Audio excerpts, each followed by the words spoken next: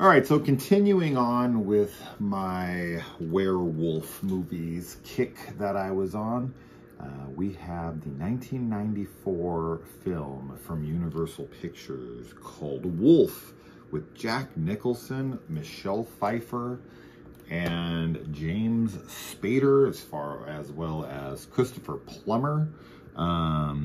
We've also got Richard Jenkins in here, David Hyde Pierce. So a lot of familiar faces for sure. Now this was, of course, I shouldn't say of course. I always say of course like everyone knows the shit I'm about to say. I don't know why I do that, but I do it, and then I always like stumble over the phrase because I'm like, it's not of course, dumbass. Anyway, this is when Universal was trying to crank out some of these classic novel retellings of their classic horror franchises, like Bram Stoker's Dracula, and Mary Riley, which is Dr. Jekyll and Mr. Hyde, and so Wolfman, this is this one, and they were going for like Oscar bait with these movies. They were trying to do like highbrow horror here, and so they hire Mike Nichols, who has no relationship to horror, and a good director is a good director, but I don't know, it's an interesting choice, the guy who directed like The Graduate, as well as Silkwood. Now Silkwood is a thriller, and a very good thriller, with Meryl Streep and Kurt Russell, so I could see maybe some tie-in there. Pretty sure that Rick Baker is the one who does the makeup and whatnot on this. Rick Baker, yeah, that's what I thought. So this is about a publisher played by Jack Nicholson.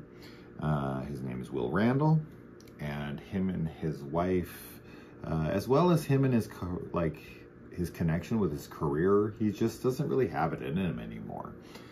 And his wife is fucking James Spader behind his back, which he finds out about, and of course he's like devastated and angry, and then after this he gets bit by a wolf and starts to be more energized and take his life back. And this definitely feels like some kind of metaphor for like a midlife crisis in a way, but because he starts dating a younger woman. Michelle Pfeiffer is 21 years his junior in this. He's all Mr. Cool again. He's marking his territory literally as he like goes after Swinton, who is played by James Spader, who's a total fucking douchebag in this movie. God, you want to break him over your knee, because it's like the way he goes about his douchebaggery that makes you just want to punch his fucking face, where he catches him with his wife, and he tries to like play it off like, oh, I never want to hurt you, and if you want me to leave, I'll leave right now. And like, Jack Nicholson or Will just walks out on him, but like when he comes into the room and he has his job, he's like, well, he offered me the job, if you want me to tell him not to take it, I won't, that kind of stuff. And so finally, like once he gets control, once he has like his manhood back, once he comes more virile from the wolf bite, he calls him out on it, and he's like, okay, like, I'd like you to step down and quit. And he's like, well, I can't do that. And it's all just like, it's all him just placating him, and it's so infuriating, and you just want to strangle the life out of him. He's such a little bastard. But when he's trying to like mark his territory, he ends up biting him. And of course, this is what ends up, there's another of course, but this is what ends up turning Stuart Swinton into a counter wolf. And as far as this goes, like, so the movie itself is definitely like a drama where, and it's crazy too, because this thing went like way over budget. So it cost more than like Forrest Gump. It cost like from the 1994 films. which 94 was a big year, right? Like that's one of the ultimate years for like, you know, like Oscar movies. You had Forrest Gump, you had The Shawshank Redemption, you had Pulp Fiction. Like you had like some really heavy hitters that year. But this movie cost twice as much as Speed. Can you imagine watching this where like majority of this movie takes place in like just like a couple actors in a room talking to each other? Like what? The movie with the bus that's like jumping over freaking, you know, the blank spot in the freeway, and bombs are going off left and right, and you've got like a subway crash, and you've got all of these insane, like a huge elevator scene with a crash and all that stuff. You have all that, a bus running into a jumbo jet plane and exploding. You have all of that. This movie costs twice as much to make as that movie? How? Is it like the cost of the actors? Like, what the fuck? I know they had to do like a lot of reshoots for the ending, but I do not understand how this movie costs twice as much as Speed. That blows my mind. So yeah, I don't know. Like, it's a good drama. I like Nicholson, of course. He's good in this. I mean, him and Michelle Pfeiffer, I feel like Nicholson's a little old for this movie at this point. I feel like he's getting up there, and Michelle Pfeiffer is still so young at this point. Their chemistry between each other, they're both good actors, so they do it fine.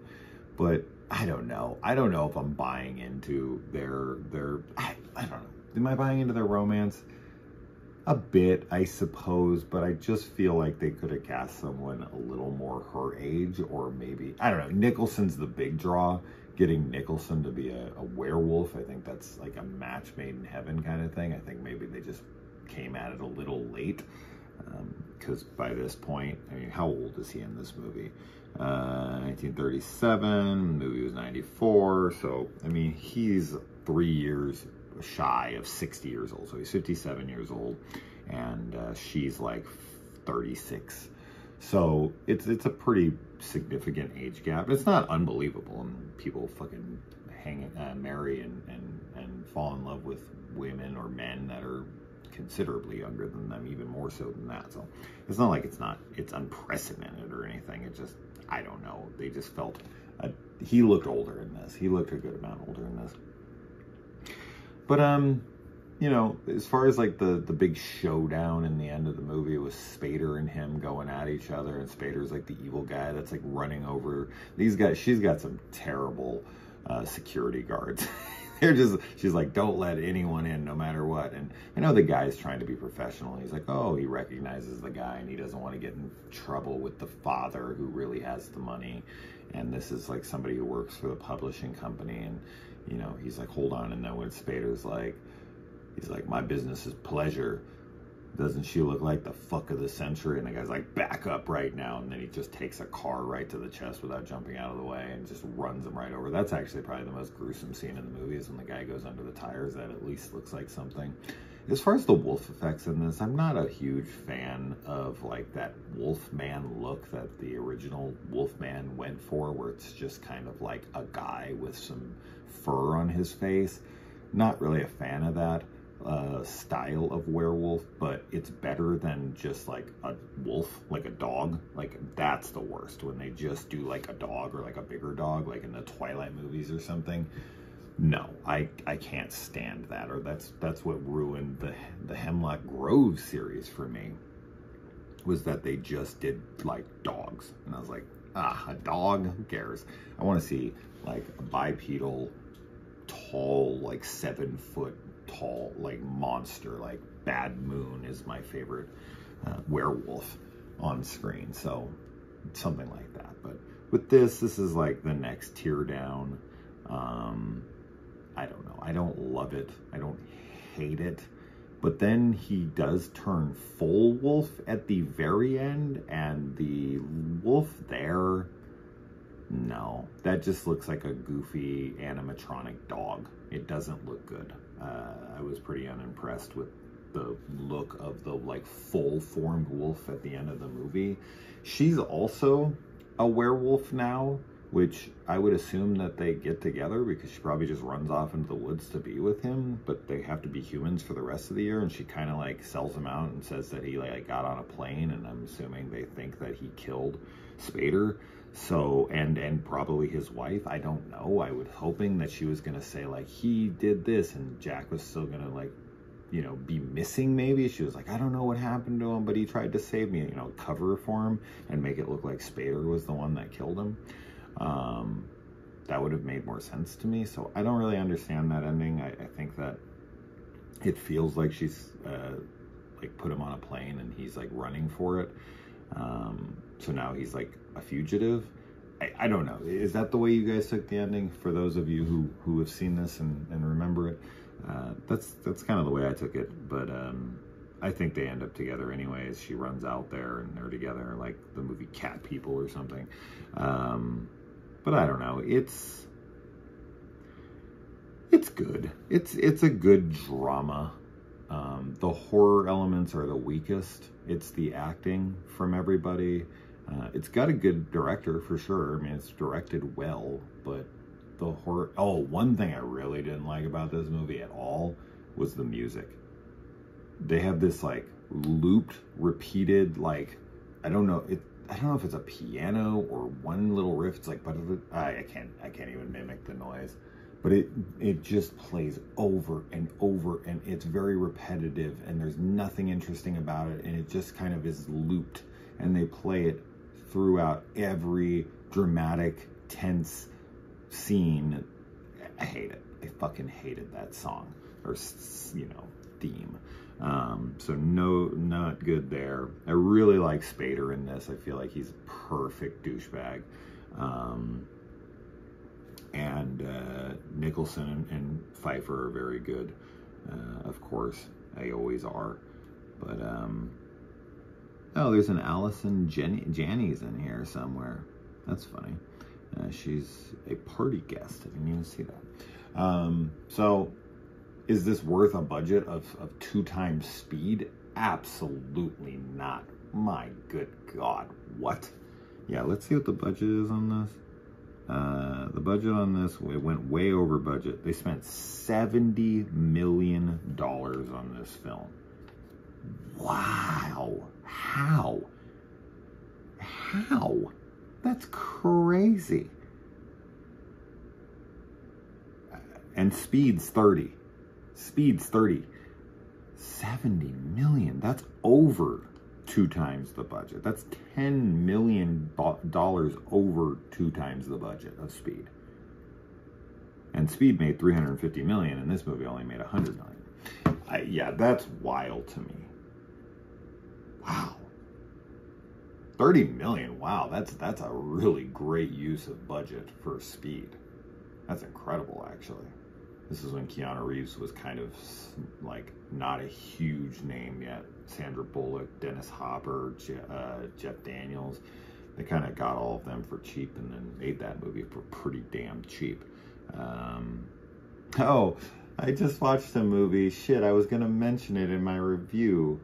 And it's the chamber, the Beyond the Chamber of Terror. Damn, I wish I'd have remembered that. In the movie, the girl, while she's in the passenger seat being driven over to somewhere, she's reading a novelization of Speed 2 Cruise Control.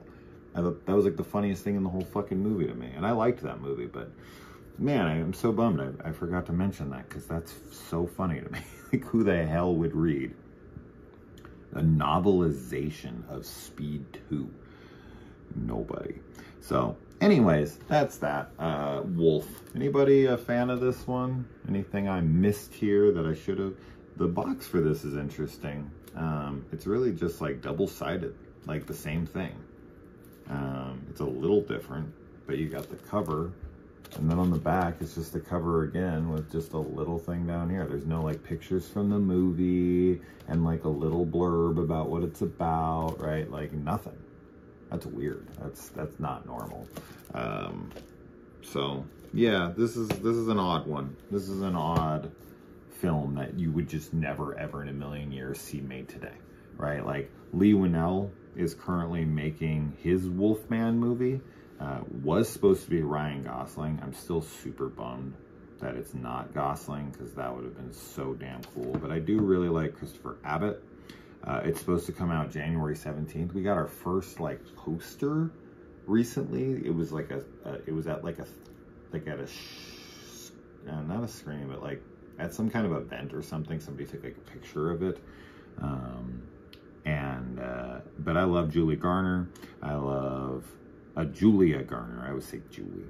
I'm really looking forward to this one because I love Lee Winnell. It doesn't have a budget. I was curious on what the budget was, but I bet you it's way less than this. I bet you it's way less than this. Because if you look at The Invisible Man, that was made by Lee Winnell. That's another remake of a Universal monster. And that was made for $7 million. $7 million. 10 times less than Wolf. And honestly had more going on in it. And it was more complicated to shoot. And this is 2020, what is this, 2020. So you want to inflate that dramatically, because 7 million back then, like what that was, whoa, bro. No, it's crazy how much this movie costs. Anyways, I'm off on that. Anyway, what do you guys think of this? Wolf, Michelle Pfeiffer, Nicholson. Are you big fans of this? Did you forget this existed? Have you never seen it? Let me know.